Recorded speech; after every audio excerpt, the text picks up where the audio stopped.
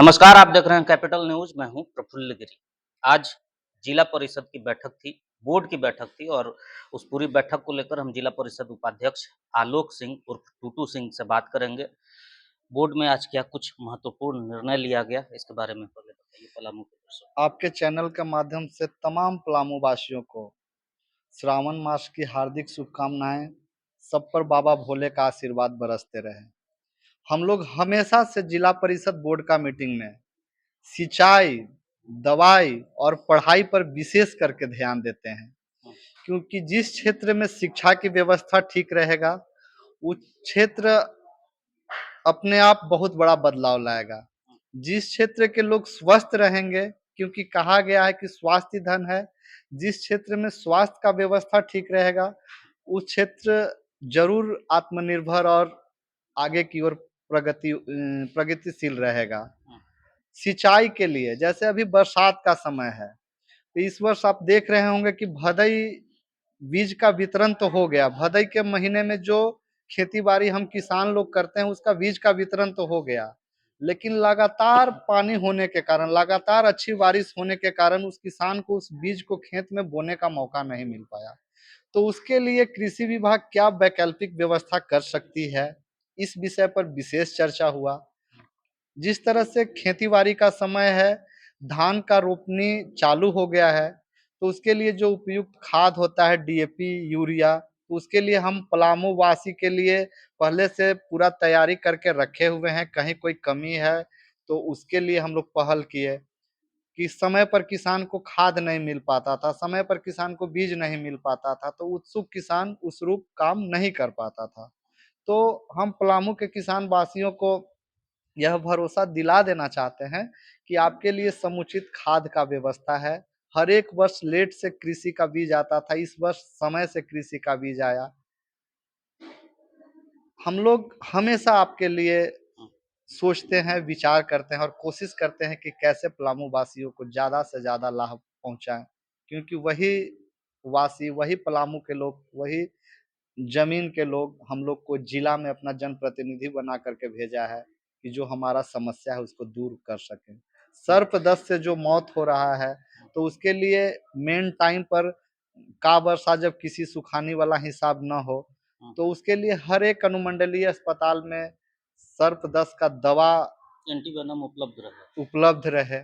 इसके लिए आज हम लोग विशेष रूप से पहल की। तो आपने बताया सिंचाई, पढ़ाई और दवाई और इसको लेकर रूपरेखा बनाई गई है और ये तय किया गया है कि स्थिति जो है सुदृढ़ बने। लेकिन जो पिछले बोर्ड के मीटिंग में जो आपने तय किया था, उसे लेकर भी कोई चर्चा हुई कि उस पर कितना अमल हुआ या क्या कुछ बाकी रह गया है?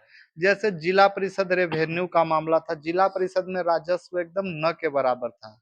तो जिला परिषद कर्मी जो कि 10 साल पहले से भी रिटायर कर जाते थे, लेकिन उनका पुत्र का शादी के लिए चाहे वो मर भी जाते थे, तो बहुत सारा लायबिलिटी जिला परिषद के ऊपर होता था। हम लोग जिला परिषद का रेवेन्यू जनरेट किए, जो जिला परिषद का सोर्स ऑफ इनकम था, उसी को थोड़ा-सा धार दिए और उससे जो आया, तो एकदम जिला परिषद को आज के समय में काफ़ी अच्छा काम किया है। कई बार ऐसा देखने को मिलता है कि जो जनप्रतिनिधि होते हैं, आपके जिला परिषद सदस्य हैं और प्रशासनिक अधिकारियों के बीच समन्वय नहीं बन पाता है, तालमेल नहीं बन पाता है, जिसकी बानगी हमने कई बार ये देखी है, हमारे कैमरे में कैद हुआ है कि लोग अनशन पर बैठ जाते हैं, धरना पे बैठ जाते हैं। तो क्या कुछ इन समस्याओं को लेकर भी चर्चा हुई कि पदाधिकारियों और जनप्रतिनिधि के बीच समन्वय बना के काम करना चाहिए और इसे लेकर कोई दिशा निर्देश या आपसी बातचीत? हम हमेशा कोशिश करते हैं कि जनप्रतिनिधि और पदाधिकारी के बीच में जब आपसी तालमेल ठीक होगा, तभी हम उनका विकास कर पाएँगे, जो कि एक सपने के साथ हमको जिला तक पहुँचाया है और भेजा है। उसमें बहुत सारे मुद्दा बोर्ड की बैठक में उठे, जैसे कि कृषि, किसानों की खेती के लिए सिंचाई की व्यवस्था कैसे हो, किसानों को बिजली की व्यवस्था कैसे हो, और स्वास्थ्य विभाग पे कि ग्रामीण इलाकों में अभी बहुत से ऐसे उप स्वास्थ्य केंद्र हैं, जहाँ पे डॉक्टर की कमी है या नर्स, एनएम का, सीएचओ का कमी है। वो सब अध्यक्ष महोदय को और सचिव महोदय को, उपाध्यक्ष महोदय को, हम लोग सब जिला परिषद मिलकर और अपनी आवाज को वहाँ पे बोले और अवगत कराए कि बहुत से ऐसे क्षेत्र में समस्याएं हैं, समस्या से अवगत कराएं। तीसरा है कि शिक्षा व्यवस्था में सवाल उठी कि मध्याह्न भोजन पे जो राज्य सरकार के द्वारा जो मध्याह्न भोजन देना है, वो सब पर सवाल उठी। और एक मध्याह्न भोजन ही नहीं, ये भी चर्चा हुई कि शिक्षा व्यवस्था को कैसे दुरुस्त किया जाए, क्योंकि अभी ऐसा स्थिति है कि शिक्षक लोग आते हैं पढ़ाने, लेकिन बहुत से ऐसे विभिन्न जो जिला परिषद या प्रमुख साहब लोग सवाल उठाए कि अटेंडेंस बनाते हैं, बायोमेट्रिक अटेंडेंस बनाते हैं और शिक्षक लोग अपना काम के लिए, निजी काम के लिए बाहर चले जाते हैं। देखिए, इसमें जो स्वास्थ्य विभाग का है ना, वो बहुत ही गंभीर समस्या है। ये केवल पलामू के लिए नहीं, बहुत से माने झारखंड राज्य की व्यवस्था करे कि स्वास्थ्य विभाग में बहुत से ऐसे हर एक क्षेत्र में निजी क्लिनिक चल रहे हैं, वो अवैध रूप से चल रहे हैं। और ये एक जीता जागता उदाहरण पांकी में है कि फिलहाल 2 दिन पहले एक जच्चा और बच्चा दोनों का मृत्यु हो गया। वो अगर हम स्वास्थ्य व्यवस्था अगर पांकी में सुदृढ़ रहती, सरकारी व्यवस्था, तो वो निजी अस्पतालों में नहीं जाते। ये सरकार को मैं ध्यान आकृष्ट कराना चाहती हूँ कि सबसे पहले खाना-पीना तो भोजन तो है, लेकिन स्वास्थ्य भी अहम भूमिका है। वो सरकार, या झारखंड सरकार हो या केंद्र सरकार, दोनों एक पहल करें। वही तो मैं कहना चाह रही हूँ।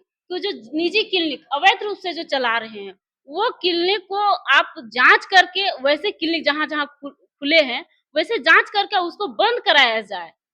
और अगर उसको सुनने में आया कि रजिस्ट्रेशन भी था, तो हम अभी तो सील हो गया है प्रशासनिक के द्वारा।